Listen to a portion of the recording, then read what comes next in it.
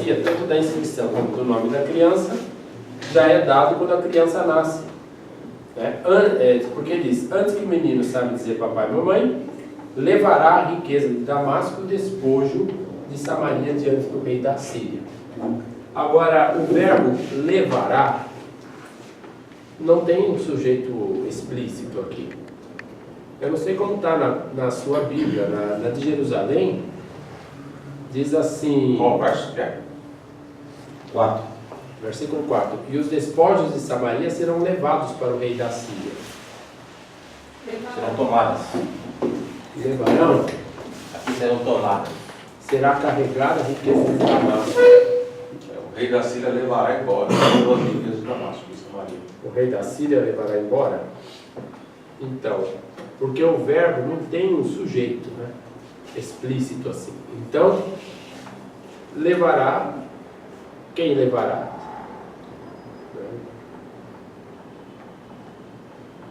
Aí a gente tem que inventar quem vai levar, né, para o rei da Síria. Se é diante do rei da Síria, alguém vai levar esses despojos. Né? Quem? Será que é Yahvé que vai levar e vai entregar? Na figura de entregar os despojos ao rei da Síria, poderia significar estar entregando Israel e Arã para o rei da Síria. Mas não sei também. Vejam que o texto parece que está faltando alguma coisa nele aí.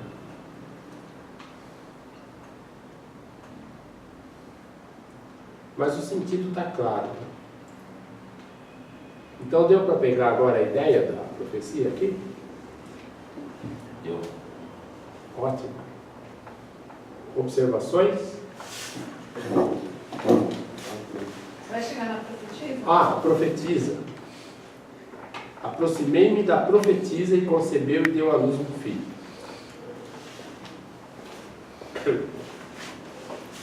Quando vamos para 7,14, diz: eis que a jovem concebeu e dará à luz um filho, e pôr-lhe-á o nome de Emanuel. Alguns entendem que essa jovem é a mulher de Isaías, e que Emanuel fosse o filho de Isaías mesmo. Então o Isaías também tem um filho chamado O Resto Voltará. Então é 2, hein? No mínimo 2, porque se o Emanuel for de Isaías, é 3. Né? Então, essa profetisa provavelmente seja a mulher de Isaías. Mas ela é só um nome profetiza, ela não é uma profetisa. É, uma profetisa. Há quem diga que profetiza porque é mulher do profeta. Profeta. É uma pastora hoje. A mulher do pastor é pastora. Ah, é? Eu acho culpa isso também, né? Mas é? Não é. Ganhou o cara, sim. Não, mas não é. O pessoal chama, mas não é. Tem a pastora que o marido não é pastor. Ela é. Então, mas tem gente que ganha o tem gente que dá o título, né? A esposa do pastor é pastora também. Ô Célio, antigamente o filho do profeta não seria o profeta também? Eu acho que depende, viu? Não necessariamente. Acho que não necessariamente. Alguém poderia. Amós disse que não era profeta. Não foi chamado. Então nem todo profeta é porque o pai foi.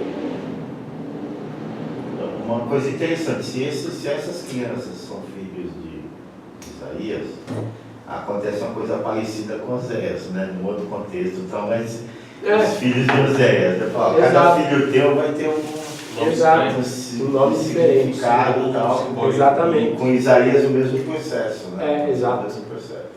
Exatamente. Os filhos dele também vão ter. O Milton acredita que profetiza porque ela fosse realmente uma profetisa.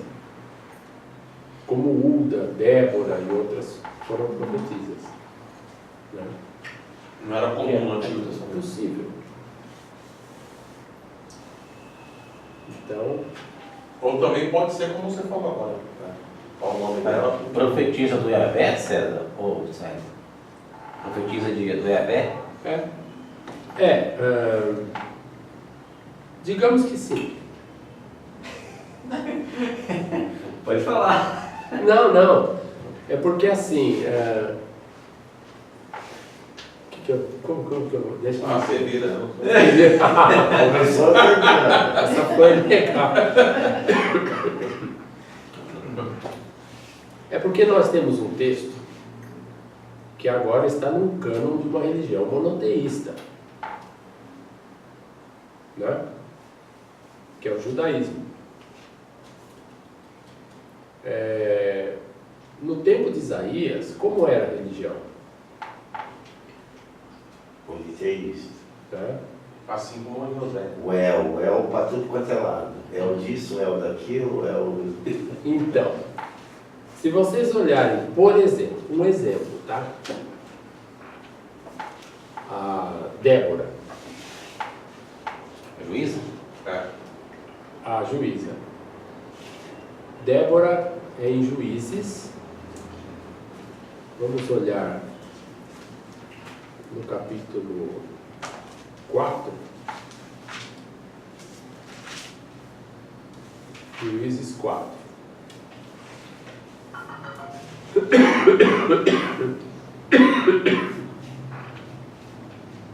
Alguém pode ler os versículos 4 e 5, por favor?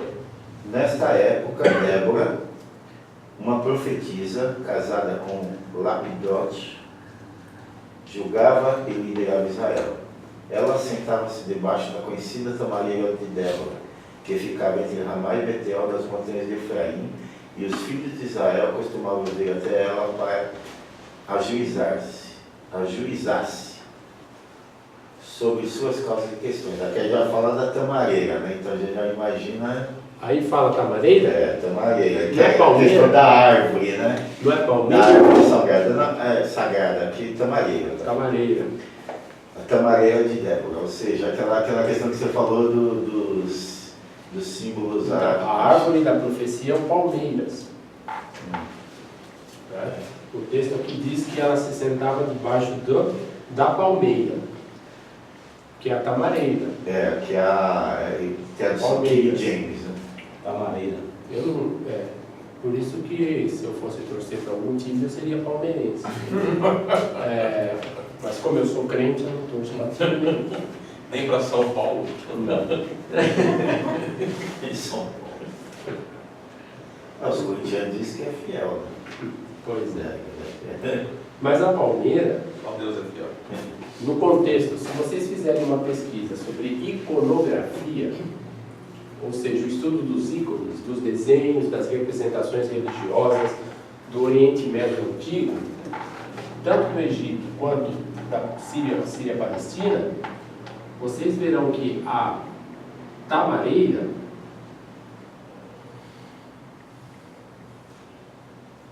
ela representa uma divindade.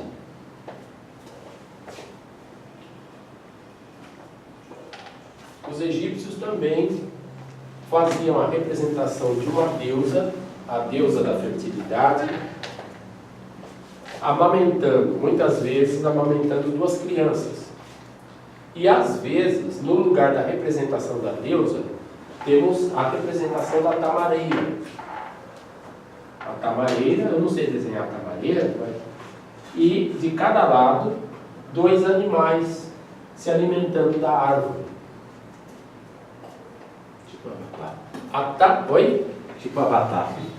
Avatar? Tem um filme chamado Avatar. Ah, da árvore lá, né, tal.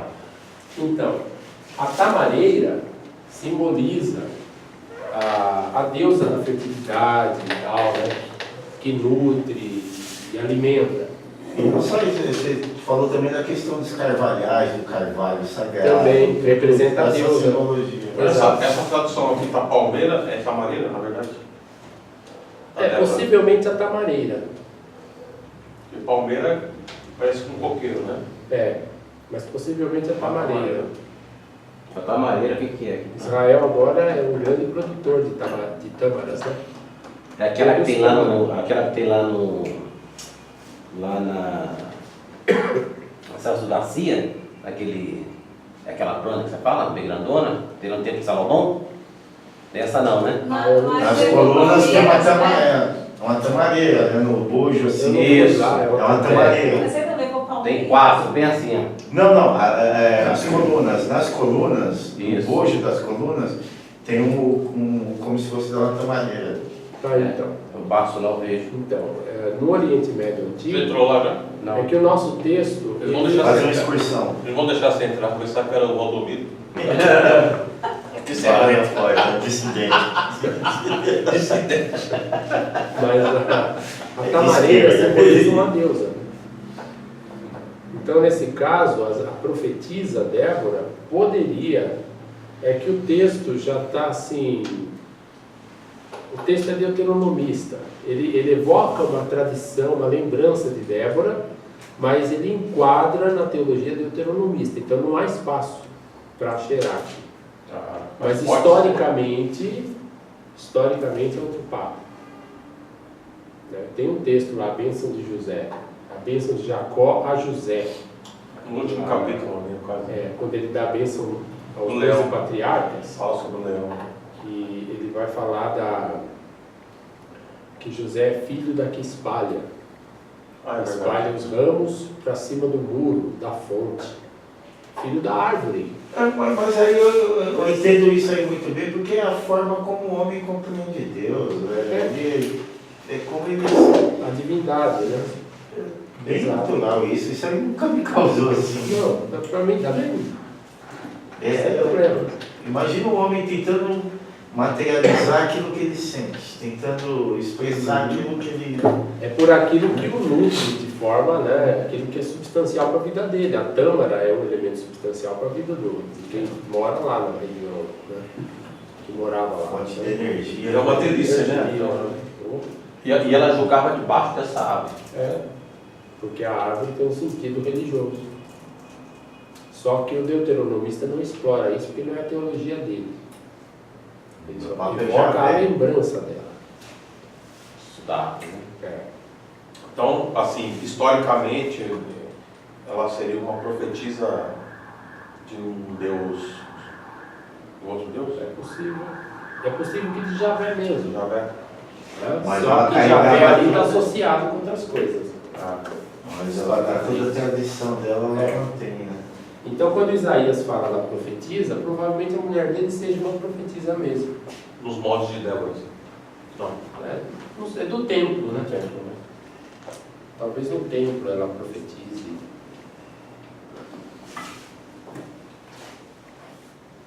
Tá certo? Mas qual era a tua dúvida sobre...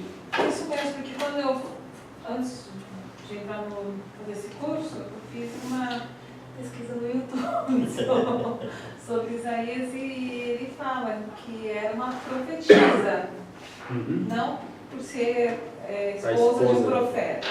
Ela era uma profetisa. Ela era mesmo, legal.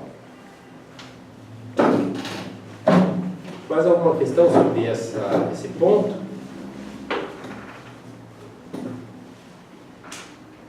Tudo bem? Bom, o próximo ponto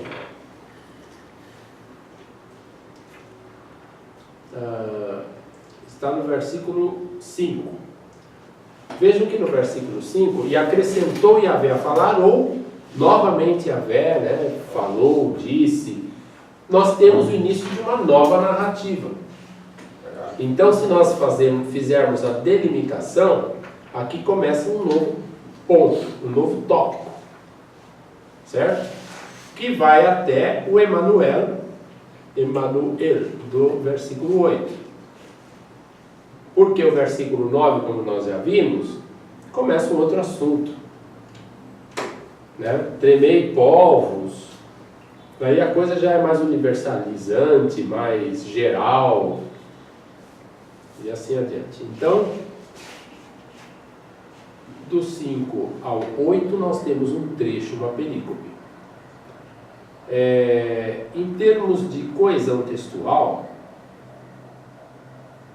nós podemos ver que o conceito água, a palavra água, né, vai aparecer várias vezes.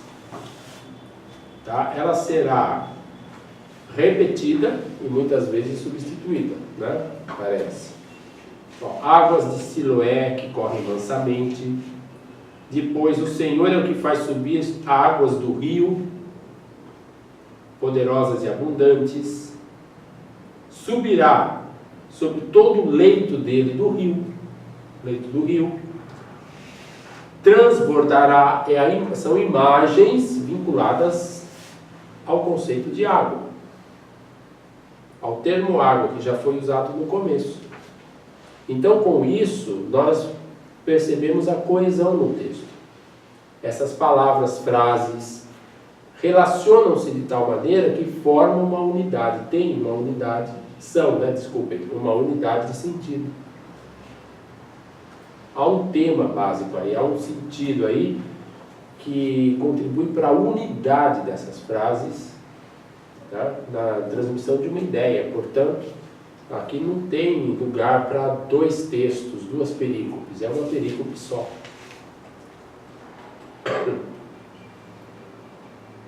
Ó, inundará,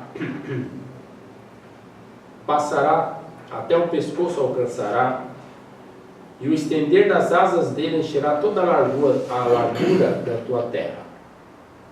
Essas asas dele, depois poderíamos interpretar como o rio, né? As asas no sentido De uma margem a outra. De uma margem a outra, elas vão se estender por toda a largura da tua terra, Emanuel. O rio vai inundar, um dilúvio. Vai acontecer um dilúvio. Aqui é simbólico, né? Vai tomar conta de tudo. Vai tomar conta de tudo. Então, além de delimitarmos até o 8, então agora percebemos que do 5 ao 8 nós temos um texto coeso. Aqui já está tratando da Assíria invadindo, Que é o Senaqueribe. né? Senaqueribe, Mas vamos né? ver isso, mas vamos chegar lá, né? Por enquanto estamos na forma do texto, né? Tá. Certo? Mas é isso. Agora, bom, também o contexto é o mesmo. A gente não vamos ficar aqui repetindo, né? Guerra sírio-efraimita, parará. Fala-se de Rezim e o filho de Romalias. Portanto, são os mesmos personagens que já são citados lá no capítulo 7 também, certo? Bom, vamos lá então para o que significa, né? Você estava dizendo que tem a ver com a Assíria. Veja, porque rejeitou este povo as águas de Siloé que correm mansamente. E alegria a Rezim, filho de Romalias. Eu traduzi ao pé da letra o negócio para vocês verem que muitas vezes o texto tá faltando coisa no texto. Você está aí no 7? Pelo 7? Eu estou no 5. Vamos. No 6 agora. Porque rejeitou este povo as águas de Siloé que correm mansamente, e alegria a Rezim e o filho de Romalias. Esse alegria, na verdade, muitos acham que o texto está adulterado, porque não tem sentido aqui a palavra alegria. Alguns procuram traduzir por tremem, por causa de Rezim, tem medo de Rezim, alguma coisa assim. Mas do jeito que está, alegria é a palavra hebraica, está lá. Não faz sentido. Mas eu mantive porque eu pensei, bom, eu vou deixar do jeito que está aí. Essa tradução aqui está o rei Rezim e o rei Peca. É isso. É que o nome dele era esse. Mas ele é tratado como o filho de Remalias. Tá. Remaliahu, né?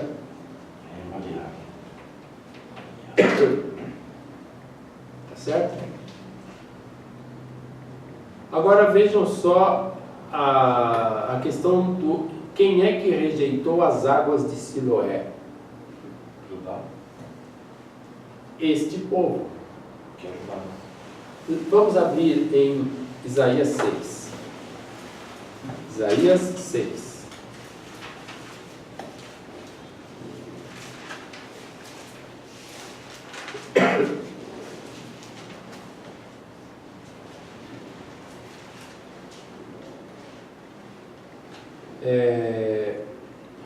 Versículo 9, alguém pode ler? O Senhor Deus me disse: vá e diga ao povo o seguinte: vocês podem escutar o quanto quiserem, mas não vão entender nada. Podem olhar bem, mas não enxergarão nada. E o 10, o comecinho do 10. Isaías, faça com que esse povo fique com a mente fechada. O versículo 9 vai e diz ao povo. Isso. Tem alguma tradução um pouquinho diferente? Vai e diz a este povo. Ra'am Ha'ze, a este povo. O mesmo este povo que está aparecendo lá no 8. Diz Ra'am Ha'ze, a este povo. O este povo que é citado no 10, correto? E que é também citado no 8 lá, que nós estamos lendo agora.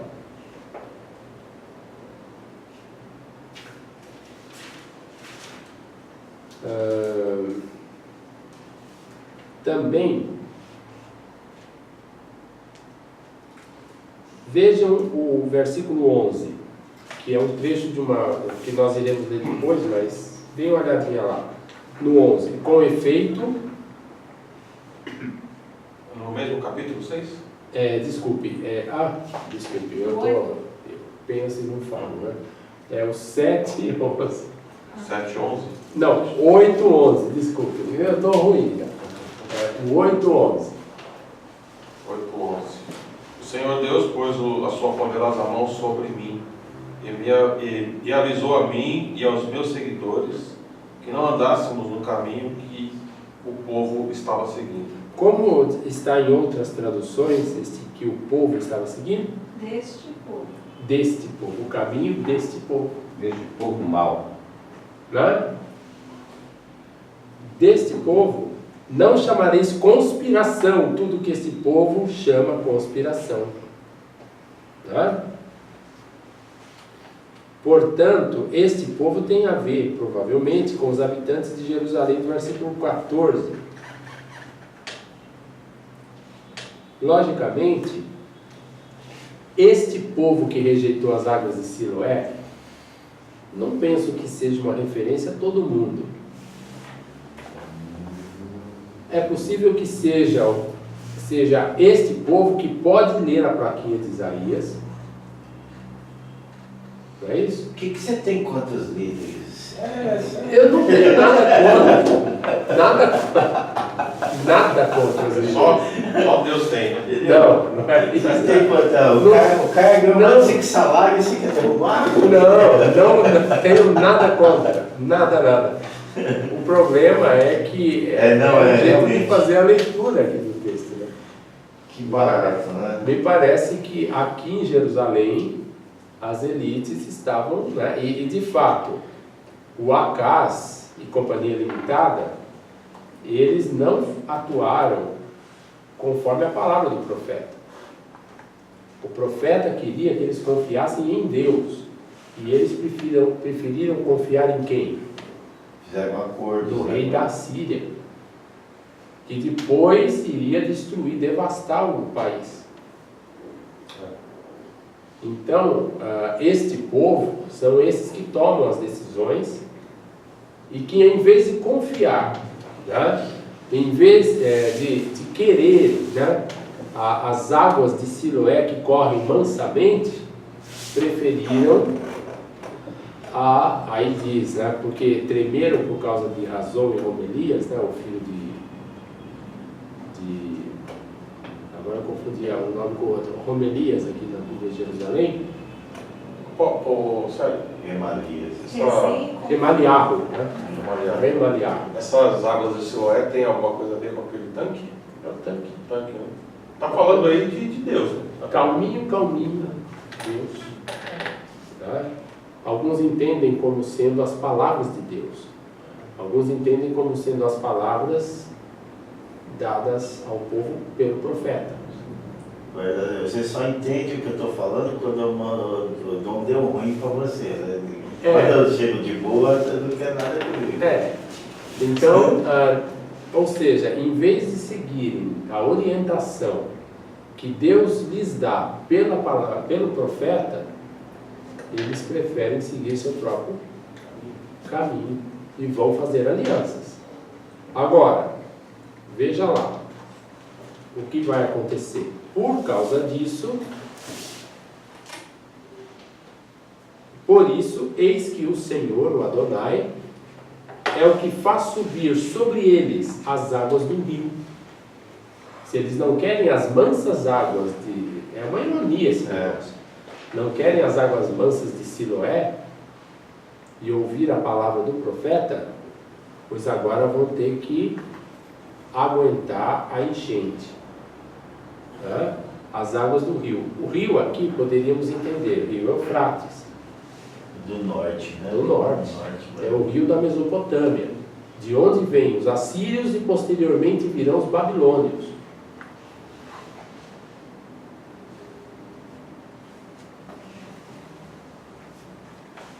Poderosas e abundantes. O rio Eufrates e o Tigre também, eles são conhecidos por causa das inundações.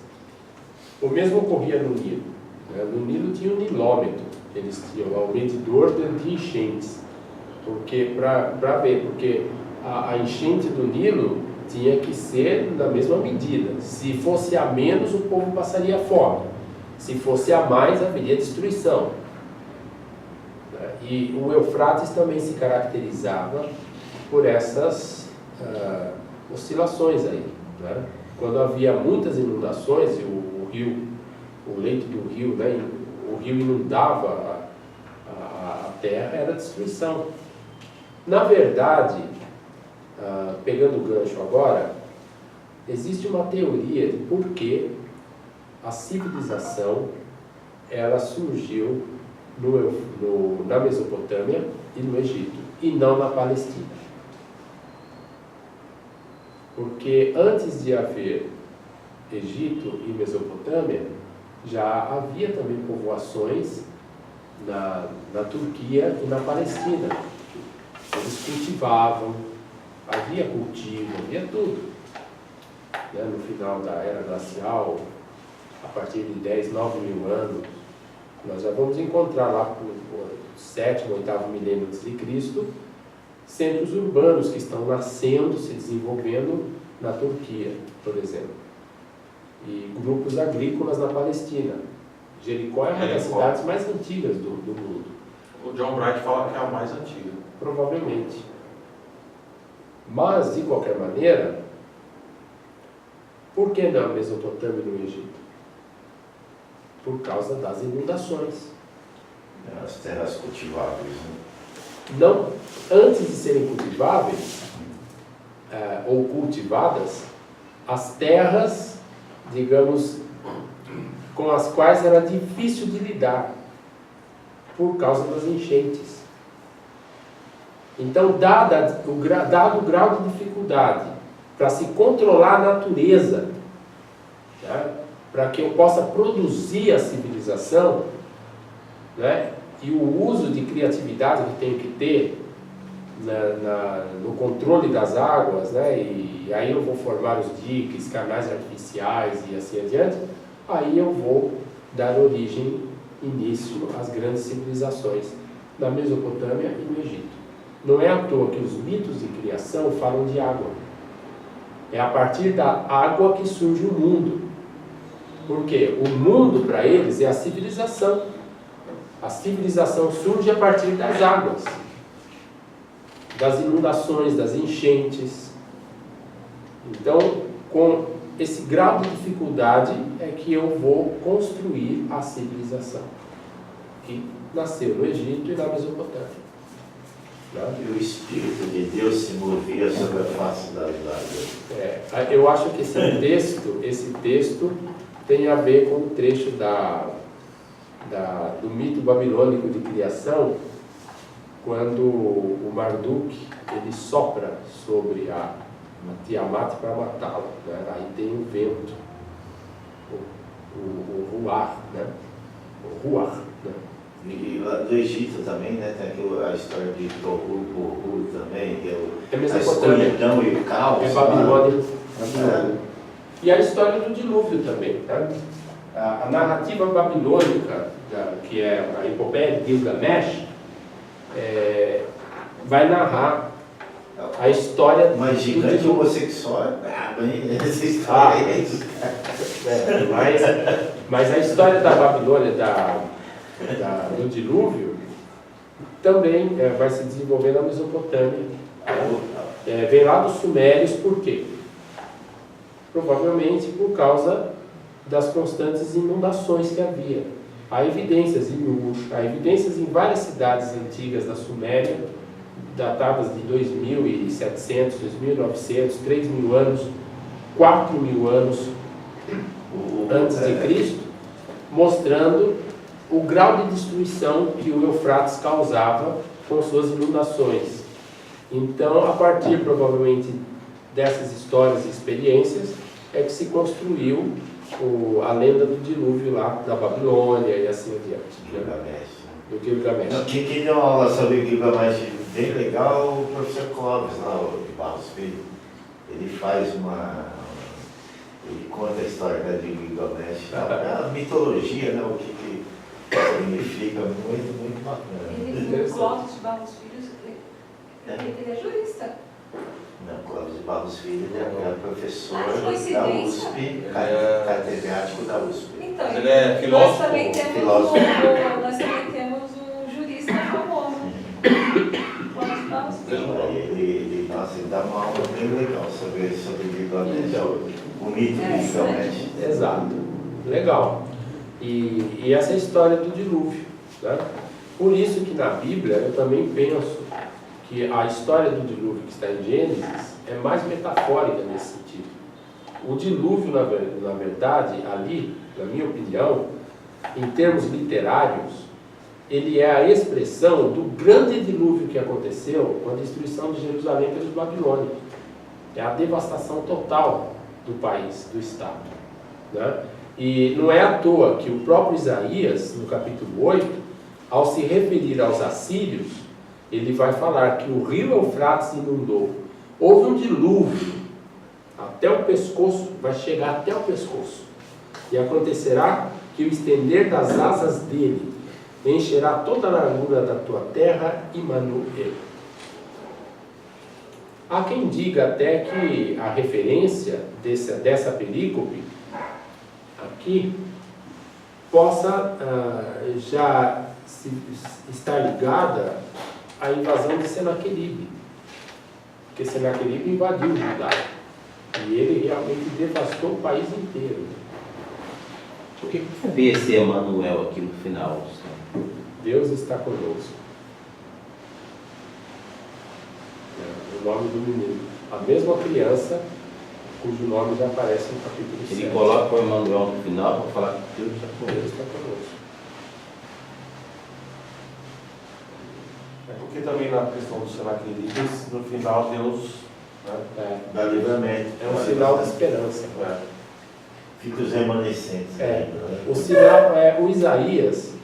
O Isaías tem um ponto interessante que é o da esperança. Sempre tem esperança. Sempre tem o resto, o remanescente. Então, Imanu está conosco. Ele, Deus. Deus está conosco. Porque estava dizendo aqui da criança, né? Não, Só que a criança que recebeu o nome Immanuel, ela, o nome dela expressa essa esperança, né? Ou essa fé, digamos assim. Vai ter que procurar danado, mas Deus está conosco. Deus está conosco. Deu ruim, mas Esse deu ruim, eu assumi do Thomas. Profeta Thomas. Profeta Thomas. É um amigo Mas nosso lá da igreja. ele foi pregar, ele falou. Não, eu já vim conversando, ele soltou, aí eu falei, não, vou adotar para mim. Não é legal. Deu ruim. Não sei o que foi que ele estava conversando comigo. Deu ruim. O texto aqui não é tão claro sobre as alianças de Judá, né? Mas quando fala, rejeitou as águas de Siloé, que correm mansamente. Alguns acreditam, a Bíblia de Jerusalém, por exemplo, diz assim, apavorado, né? Apavorado diante de Irasom e do filho de Romelias. Só que ela tem uma nota aqui. Apavorado diante, aí tem o hebraico, exultação, quer dizer, alegria, é ininteligível, é o que eu falei. Eu mantive a alegria porque está no hebraico, mas não dá para entender, né? A menos que seja preciso procurar a relação dessa palavra com o verbo da mesma raiz, mas mesmo assim não faria muito sentido, né? Então eles preferem uma outra palavra semelhante, mas que semelhante não, assim, cuja grafia seja semelhante, mas que tenha um outro sentido, e o que treme diante de, que está apavorado diante de razão, aí faz sentido, porque a casa está apavorado diante de Recim e do filho de Remalias, é que ele vai buscar a ajuda dos assírios, e para Isaías, esse é um grave mal, digamos assim.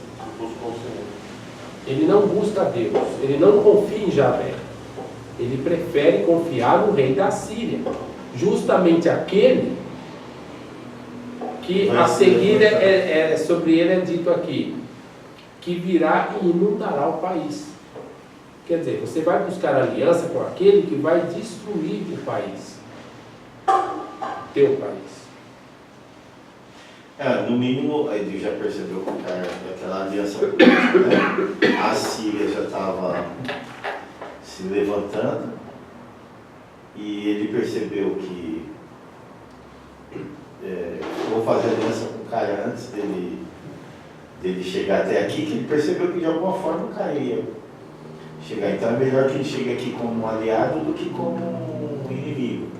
Mas, então, mas porque o Israel e Arã estavam ameaçando ele.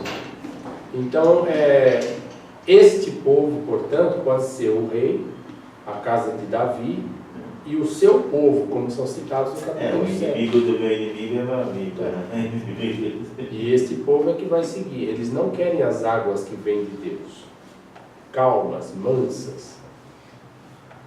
Então, eles ficam apavorados e buscam aliança com aquele que vai destruir o seu próprio país. E Isaías é contra. Né? Então essa metáfora do rio e do dilúvio que acontece, da grande inundação que ocorre em Judá, tem a ver com essa realidade. Né? Mesmo assim, diz o texto, Deus está conosco, ou seja, Emmanuel.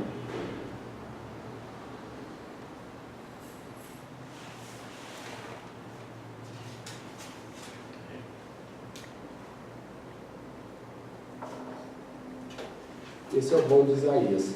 Quando um profeta, um texto profético, não tem muita promessa, tem mais desgraça, né? Fala mais de desgraça, ameaça, desgraça, parará. Até os escritores importam, os compiladores, importam trechos de Isaías para aquele livro. Miqueias não fala muito de... Os textos que falam de restauração, Miqueias, são posteriores. São do período exílico, falando da Babilônia. Né? Eles se referem aos exilados que voltarão. não é, vem do próprio Miqueias. O que vem de Miqueias mesmo, parece que não é muito promissor, né? Pouca coisa. A maioria é palavra de desgraça, de, sabe, destruição, essas coisas aí. Só que os editores pegam o trecho de Isaías e jogam em Miqueias. Parece que Isaías é o profeta da esperança. Por mais que esteja tudo ruim, mesmo assim haverá um livramento, haverá uma salvação, há esperança. No final, Então, quando eu copio o livro de alguém como Miqueias, eu tenho que pegar um trecho de Isaías e botar lá dentro. Capítulo 4 de Miqueias, que é o capítulo 2 de Isaías. Porque com isso eu estou vislumbrando para além da desgraça prometida e da destruição, a esperança que existe na profecia. Eu acho isso aí legal. Né? Desculpa, você estava dizendo? não, até no Novo Testamento, né, Isaías é citado por questão de esperança, né? Sim. Esperança messiânica. Sim. Isaías é profeta de esperança. Então, o Immanuel aqui não é à toa. Está falando de inundação, água até o pescoço, destruição, e parará, mas Deus está conosco. Ufa, né? Que bom.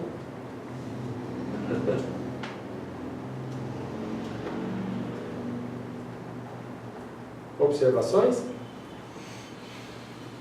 É isto. Alguma pergunta?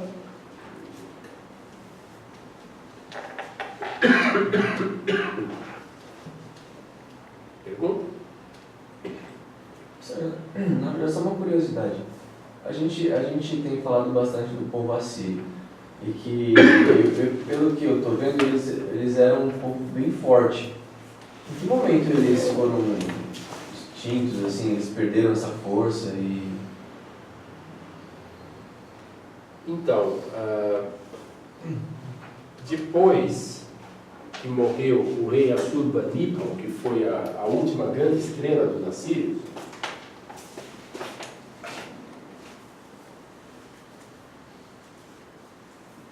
isso por volta de 624 a.C., aí os assírios começaram a enfraquecer. Os Babilônia já tinha feito revoltas contra os assírios, mas as revoltas tinham sido abafadas, né? Mas os babilônios agora ganharam força no sul. A Síria está no norte.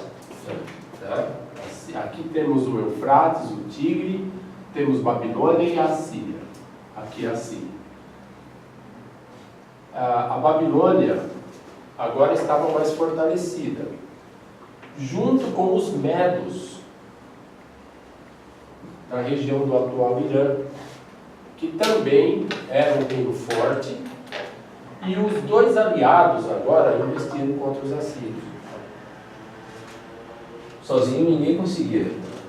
Era difícil, os assírios tinham boas táticas de guerra, mas é provável que economicamente, porque assim, todo império tende a crescer, né? A abarcar uma grande região. Os assírios abarcaram uma grande região. Eles chegaram a dominar o norte do Egito por um tempinho, mas conseguiram, né? Mas com isso provavelmente nós temos também complicações econômicas, né? Sem contar a dificuldade em controlar as áreas, porque eu estou aqui, eu tenho que controlar, mas a revolta não está só na Babilônia.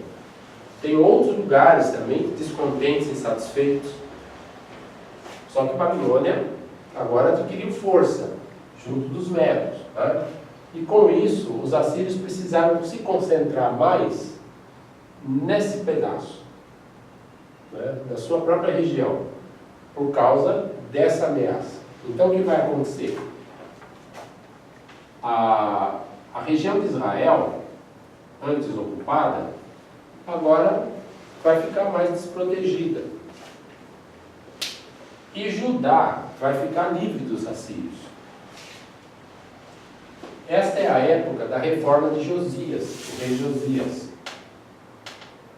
Porque temos um vácuo de poder aqui, o rei Josias vai começar a estender a hegemonia, por isso o deuteronomismo, o pan-israelismo e toda aquela construção histórica da descendência comum de Israel do norte com o sul e aquilo tudo, porque isso vai fortalecer a ideologia de Josias e o seu projeto político de estender o seu domínio para o norte, abarcando Judá e Israel.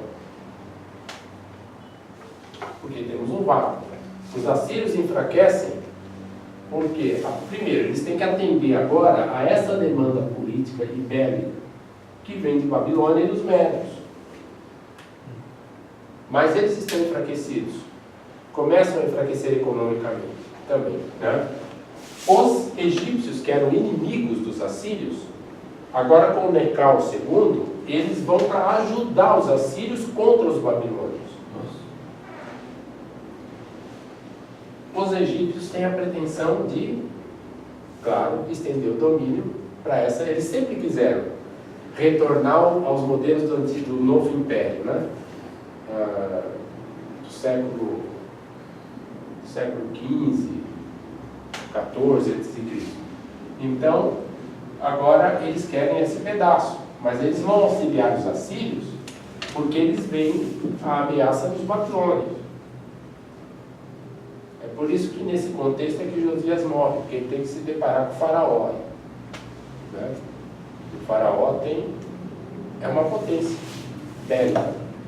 Ele tem inclusive muitos mercenários gregos também que vão lutar com ele aqui. Então é esse o contexto. Os assírios acabam perdendo a antiga capital, que é Assur, em 614, em 612 cai Nínive. E em 609 tem a batalha de Carquemis. E nessa batalha o faraó perde, ele é derrotado pelos babilônios, junto com os assírios, que também são derrotados pelos babilônios. E aí os assírios, deixam de ser aquele estado. Né? Eles vão existir aqui nessa região, mas já são incorporados à Babilônia e depois serão incorporados aos Medos, aos persas, desculpe, de Ciro. Então, e todo o império, assim, como você falou agora, eles vão se enfraquecendo, né? Porque um outro tende a derrotar. O Império Romano aconteceu com os próprios bárbaros, né? Eles foram se fortalecendo e o Império Romano foi perdendo espaço e administrativamente também. O Império Otomano, depois da história. Exatamente. Que agora é a Turquia. A perna esquerda de Roma, né? O Império Otomano. Se torna a perna esquerda. Eu não sei se eu respondi. Respondeu. Sério, quando nós lê Assíria e Síria, a mesma coisa. Não.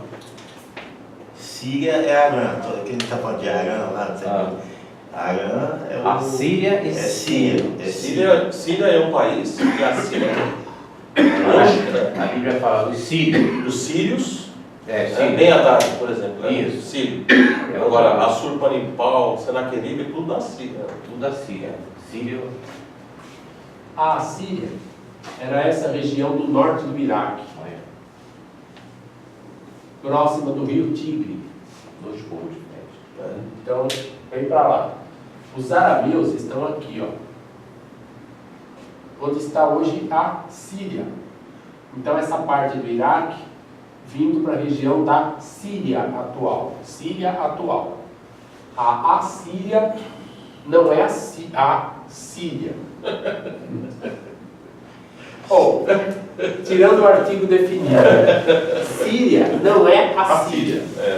A Síria era essa região no norte do atual Iraque, né? Às margens do Tigre. Síria é Arã. Ou seja, a Síria não existe mais e Síria existe. Síria existe. Só que o território mesmo da Síria? Iraque. Não, o Iraque hoje Até hoje. era Pérsia. Ah, o território do quê? Do Iraque e Pérsia, né? Não, Iraque é Iraque. Aliás, Irã, né? A Síria, A Média. o Irã eram os medos É, e no Golfo Pérsico tinha os persas. sim. E o Sírio hoje? E a Síria... A Síria está aqui, e onde tem Damasco, onde está É no mesmo lugar. A Síria hoje é onde é o Iraque. Iraque. O Iraque lá é a Síria. a parte norte lá, É. Entendi. O sul do Iraque é a Babilônia. Babilônia, Entendi. certo? Maravilha. Vocês acham que deu para nós caminharmos hoje aqui? Não. Ali minha mulher falou assim, qual a diferença do Sírio pro Sírio? Eu falei, não sei.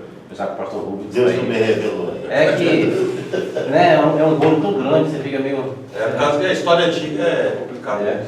Por isso as versões como Bíblia de Jerusalém, a Terra, usam Arã, né? Arã é a melhor, porque faz a diferença. Arã e E a Síria. Isso aí. a Síria. Mas a Almeida usa Síria, É. sem o A inicial, E não tem nada a ver com a para se Síria de hoje. referir a Arã. Só o território Só o ali, território, mas só o povo é outra coisa.